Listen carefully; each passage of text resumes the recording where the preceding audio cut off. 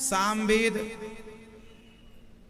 से हमें गंधर्व वेद प्राप्त हुआ। जो गायन विद्या है इस धरती पर वह सामवेद से प्रकट हुई है। संगीत कहां से निकला है? संगीत भी वेद का ही हिस्सा है। संगीत किसका हिस्सा है? इसलिए वह संगीत श्रेष्ठ है जो भगवान को रिझाने के लिए है। जो दुनिया को रिझाने के लिए है वह संगीत श्रेष्ठ नहीं। तबला तो भागवत जी में भी बजता है और वैश्या के मुजरा में भी बजता है, लेकिन भागवत जी में बजा हुआ तबला देखो, मांस चमड़े का स्पर्श करना दोष होता है, पर चमड़ा तबले और ढोलक में लगा होता है, लेकिन वो चमड़ा भगवान के लिए स्वर निकालता है, इसलिए वो चमड़ा भी अशुद्ध नहीं है, क्योंकि वो भगवान के लिए। देखो कितनी भाव भरी बातें हैं कि चमड़े को आप छू लें तो नहाना पड़ता है, लेकिन चमड़े ढोलक में जो हत्था होता है वो चमड़े का ही तो होता है, दाया वाया जो होता है। बोलो हाँ या ना? मंदिरों में जाते हैं तो बेल्ट पर्स कहते हैं चमड़े का तो नहीं है, कहीं कहीं उतार दिया जाता, उतरवाया जाता, चमड़े का बेल्ट नहीं, लेकिन उसी मंदिर में चमड़े से जो ढोलक तबला तैयार है वो बजता है। क्यों? क्योंकि चमड़ा भी तब शुद्ध हो जाता है जब वह भगवान के लिए सुर निकालता है। बज किसके लिए रहा? भगवान के लिए, भगवान के भजन में सहायक है। सही है, इसलिए मंदिरों में ढोलक तबला बजता है, क्योंकि संगीत का ये अंग है, हिस्सा। और संगीत सामवेद है। संगीत कौन सा वेद है? सामवेद। यजुर्वेद से धनुर्वेद निकला है। यजुर्वेद से क्या निकला है? धनुर्वेद। जो हम युद्ध की जितनी भी हम बातें करते हैं, युद्ध में उपयोग होने वाले जितने भी औजार होते हैं, चाहे धनुष बाण हो, मिसाइलें हो, बम हो, तोप हो, बंदूक हो इत्यादि, ये सभी का बोध कहां से हुआ है? यजुर्वेद से। यजुर्वेद में पूरा धनुर्वेद का हिसाब किताब दिया है। कैसे हम धनुष, गांडीव धनुष जो था, उस धनुष में एक विशेषता थी, उस धनुष को कोई काट नहीं सकता था। आपने महाभारत के युद्ध में देखा होगा, एक योद्धा ने दूसरे योद्धा के धनुष को काट दिया, तोड़ दिया, लेकिन गांडीव जो अर्जुन का है उसे कोई तोड़ा है? नहीं, तोड़ ही नहीं सकता, किसी भी बाण से वो कटता नहीं, ऐसा धनुष। तो ये जो धनुष बनाने की विधा थी ना पहले, वो भी अभूतपूर्व थी, दिव्य थी। ये सारा सिस्टम ये यजुर्वेद ही हमें सिखाता है। ब्रह्मास्त्र कैसे तैयार होगा, ब्रह्मास्त्र के मंत्र क्या है, वो सिद्धि कैसे मिलती है, ब्रह्मा जी कब प्रकट होके ब्रह्मास्त्र देते हैं, आग्नेयास्त्र क्या करता है, उसका विधान क्या है, कैसे सिस्टम तैयार होता है, ये पूरा सिद्धांत यजुर्वेद का है। देखो वेद हमें आत्मरक्षा के औजार देते हैं। ऋग्वेद हमें क्या देता है? इस धरती पर जितनी भी दवाइयां, जितना भी आयुर्वेद है, सारा ऋग्वेद की देन है। ऋग्वेद से ही आयुर्वेद निकला है। आयुर्वेद है ना। अब कोई आपसे प्रश्न कर ले कि आयुर्वेद किस वेद में है, ये कौन सा वेद है? उत्तर है ऋग्वेद। आयुर्वेद ऋग्वेद की देन है। तो जितना भी हम उपयोग करते हैं दवाइयों का, सारा वो हमें ऋग्वेद से ही कहीं ना कहीं सिद्धांत फॉर्मूले तो वहीं से मिले। इसलिए हमारे वेदों में इतना गहरा रहस्य घुसा हुआ है, समाया हुआ है कि जिस पर जाएं। अब देखिए ना, लंका में एक वैद्य जी रहा करते थे, नाम था सुखैण। सुखैण वैद्य। अब वो वैद्य जी जिन्हें हनुमान जी उठा कर ले आए थे पूरा घर सहित, उनसे पूछा गया कि लक्ष्मण जी का इलाज कैसे होगा। तो उन्होंने बताया कि संजीवनी बूटी लेने जाइए आप। मतलब ऐसी ऐसी दवाइयां उस जमाने में भी थीं, वो दवाइयां आज नहीं है कि व्यक्ति यदि मर भी गया हो और दे दिया जाए तो जीवित हो जाए। राजा बलि मर गए थे, शुक्राचार्य जी ने संजीवनी विद्या से जीवित किया था, भागवत जी में लिखा है।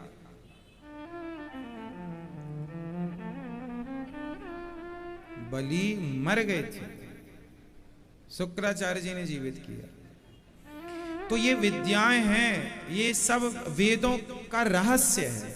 इसलिए अब हम पढ़ें, बच्चों को पढ़ाएं तो अच्छा होगा।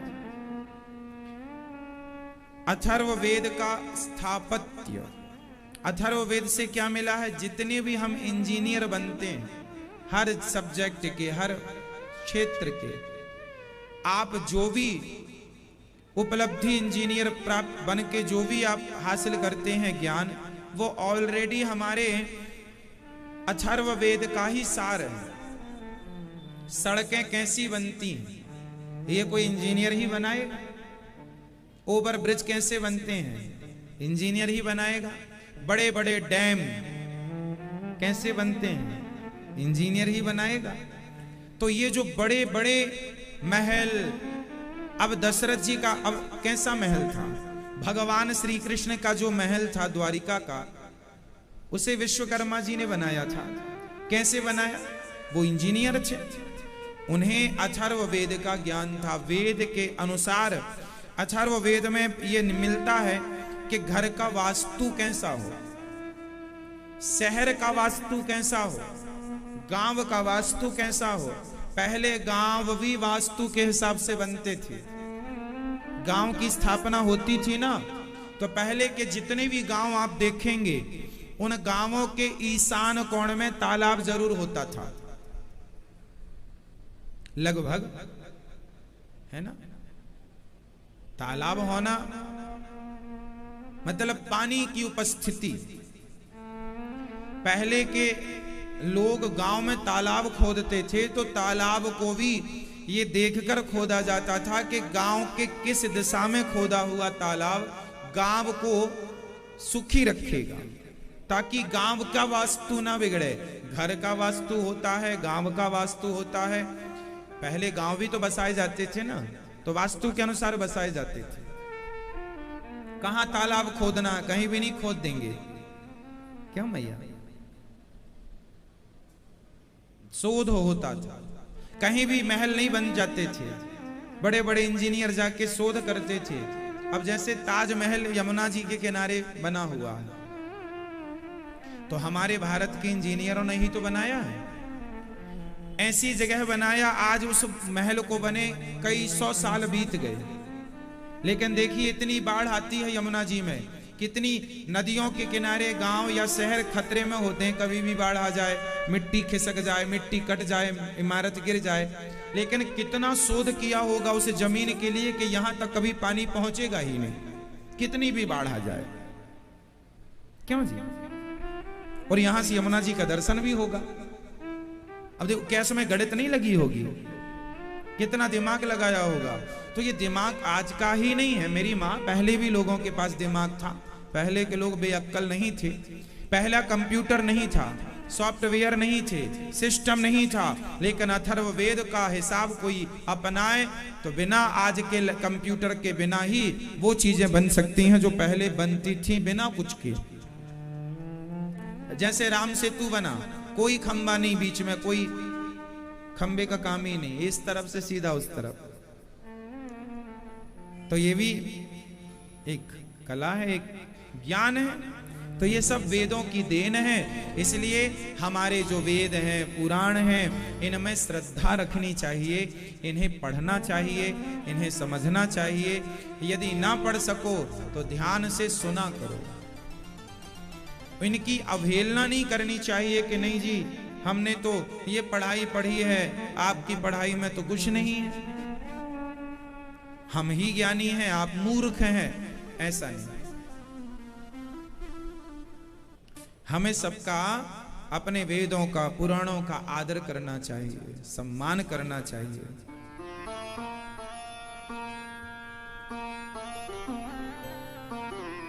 कोई नहीं पढ़ा है उसे पढ़ाना चाहिए। अब समस्या ये है कि आज जो लोग दो चार अक्षर जान भी जाएं वेद पुराणों का, तो उन्हें लगता है मैं सब जान गया। वो सामने वाले को निरक्षर मानने लग जाते हैं, मूर्ख मानने लग जाते। तुम तो मूर्ख हो, हम ही सब जानते हैं। तो ज्ञान होना अच्छी बात है, ज्ञान का अभिमान हो जाना अच्छी बात नहीं है। ज्ञान जिसे नहीं है उसे आप श्रद्धा से ज्ञान दीजिए। श्रद्धावान लभते ज्ञानम, श्रद्धा वाले को ज्ञान की प्राप्ति होती है। और ज्ञान प्राप्त करके भी श्रद्धावान नम्र बने रहना चाहिए, है ना। कुल मिलाकर शास्त्रों का निष्कर्ष यही है। व्यास जी महाराज ने भागवत जी को लिखा, यही सार है। सर्व वेद इतिहासानाम सारम सारम समुद्रतम। श्री व्यास जी महाराज ने भागवत, नारद जी ने कहा मैं दासी पुत्र था और मुझे मेरी माँ एक ब्राह्मण देवता के घर में काम करती थी, झाड़ू पोंछा चौका का। गांव में कुछ ऋषि आए, मैंने खूब सेवा की, साधु सेवा की। उस सेवा का परिणाम ये हुआ कि संतों ने मुझे स्वीकार कर लिया, मंत्र दिया, और उन संतों की कृपा के कारण, उस मंत्र के जप के कारण मैं दासी पुत्र से ब्रह्मा पुत्र बन गया। ये मेरे भगवत भजन का प्रभाव है। भगवान क्या देते हैं, भक्ति क्या देती है? सब कुछ इस धरती पे ऐसा कुछ नहीं है जो भगवान और भक्ति ना प्रदान कर सके। ठीक है मेरी मां। तो श्री नारद जी महाराज ब्रह्मा पुत्र बने, समाधि में डूबे थे। भगवान ने झलक दिखाई अपनी, अंत में उनका शरीर छूटा और उन्होंने भगवत दर्शन किया। महाभारत से अब भागवत जी को व्यास जी शुरू करते हैं। महाभारत हमें क्या सिखाता है? आप में से कितने लोग हैं जिनके घर में महाभारत होता है? मैया जी, आप में से कितने लोग हैं जिनके घर में महाभारत होता है? आपके घर में होता है? मैया आपके घर में होता है? किससे? पति से, सास से, ससुर से, फिर आपस में अकेली कि पति के संग? महाभारत का युद्ध क्यों होता है? बताइए, महाभारत क्यों होता है? आज मैं महाभारत के सब्जेक्ट में कुछ आपको समझाऊंगा। महाभारत क्यों हुआ? क्या महाभारत को रोका जा सकता था? उत्तर आपसे चाहता हूं। बताइए, क्या महाभारत को रोका जा सकता था? भगवान श्री कृष्ण ने तो रोकने का बहुत प्रयास किया था। शांति दूत बन के गए भी थे, शांति का प्रस्ताव लेकर गए थे, लेकिन शांति की बातें उनसे कही जाती हैं जो माने। जो माने ही ना, वो शांति की बातों का होगा क्या? क्यों जी? भगवान श्री कृष्ण भी दुर्योधन के आगे शांति का प्रस्ताव रख रहे थे। दुर्योधन ने सिरे से नकार दिया। हमें कोई शांति वांति की आवश्यकता नहीं है, कोई शांति नहीं चाहिए, युद्ध चाहिए।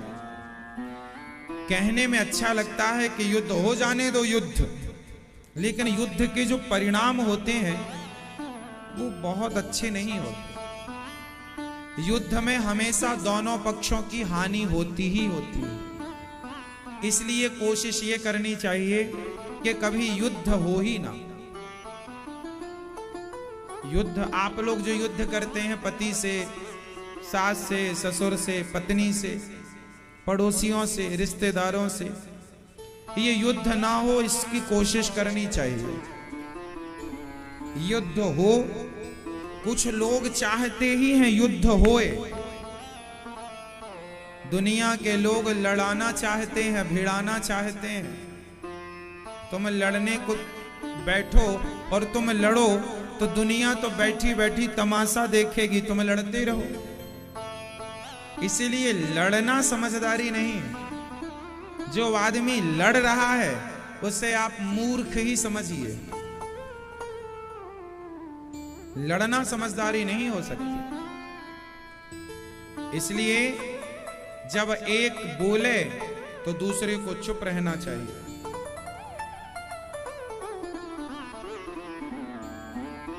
आप यदि समझदार हैं तो आप चुप रह जाइए।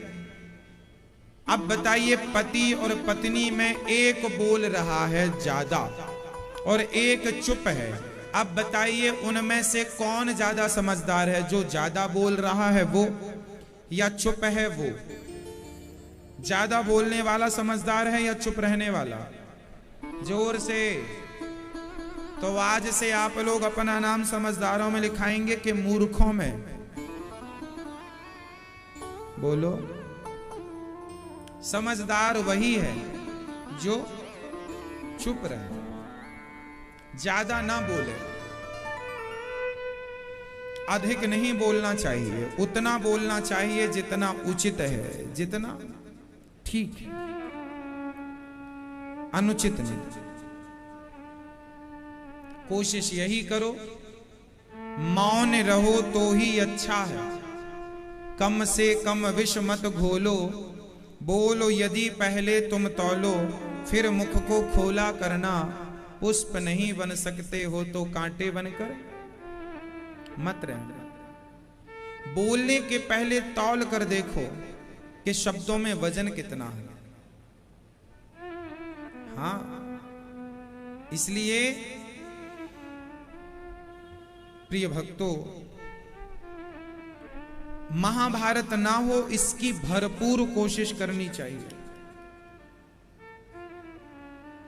महाभारत किन लोगों के कारण होता है? अब मैं आपको यह बताऊंगा कि आपके घर में क्या ऐसे लोग हैं? महाभारत किन लोगों के कारण होता है? पहला कारण है स्वयं माता द्रौपदी।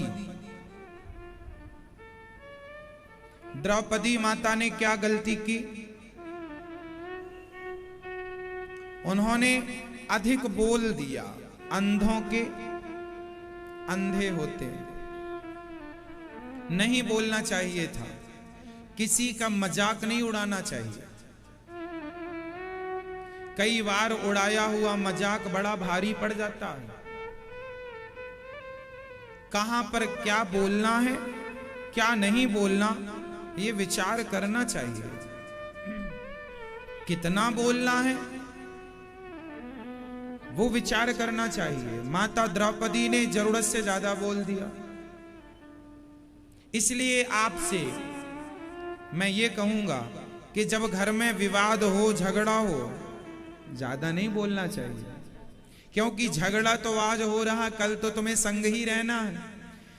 लेकिन जब कल तुम संग रहोगे तो झगड़े की बातें याद आएंगी कि देखो इन्होंने ऐसा कह दिया था, तुमने ऐसा कह दिया था। झगड़ा 2 मिनट का होता है, झगड़ा 10 मिनट का होता है। उस झगड़े में की गई बातें सालों तक याद रहती हैं। हाँ या ना? इसलिए शब्द संभाल के बोलिए, शब्द के हाथ न पाओ। एक शब्द औषधि करे, एक शब्द करे घाव। शब्द ही है जो बहुत कुछ कर जाते हैं। ये ही समुंदर के वो मोती हैं। कहते हैं शब्दों में बड़ी जान होती है। इन्हीं से आरती, अरदास और अजान होती है। ये ही समुंदर के वह मोती हैं जिनसे इंसानों की इंसानों को पहचान होती है। शब्द से ही तो पहचान होती है कि हम कितने मूर्ख हैं या कितने विद्वान हैं। इसलिए शब्द संभाल के बोलिए। शब्दों को संभाल कर प्रस्तुत करना चाहिए। शब्दों में बड़ी जान होती है। पूरा महाभारत युद्ध हुआ केवल शब्दों के कारण। हाँ या ना?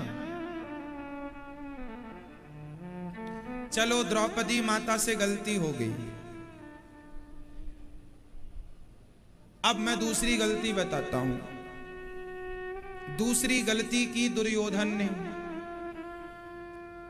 जिसने उस शब्द के बदले द्रौपदी के कपड़े उतरवाने स्टार्ट कर दिए। तूने मुझे अपमानित किया था, मैं भी सारी समाज के सामने तुझे नंगा करूंगा, तेरे कपड़े उतारूंगा और समाज के सामने तुझे यूं ही घुमाऊंगा, क्योंकि तूने मेरा अपमान किया था, मैं तेरा करूंगा। तो शब्दों का किया गया अपमान कपड़े तक पहुंच गया कि नहीं? आबरू तक पहुंच गया। यहां पर दुर्योधन की गलती हो गई। अरे उन्होंने शब्द बोले थे, तुम भी बोल देते। उन्होंने शब्द कहे थे तुम्हारे लिए तो अंधे हैं, तुम भी कह देते भाई, जो तुम्हारा गुस्सा जिसमें ठंडा हो जाए वो कह देते अपना गुस्सा। अब इसका अर्थ ये तो नहीं कि मैंने आपको शब्दों से घायल किया है तो आप मेरे कपड़े उतार लेंगे। अब यहां दुर्योधन गलत हो गया। द्रौपदी की गलती थी 25%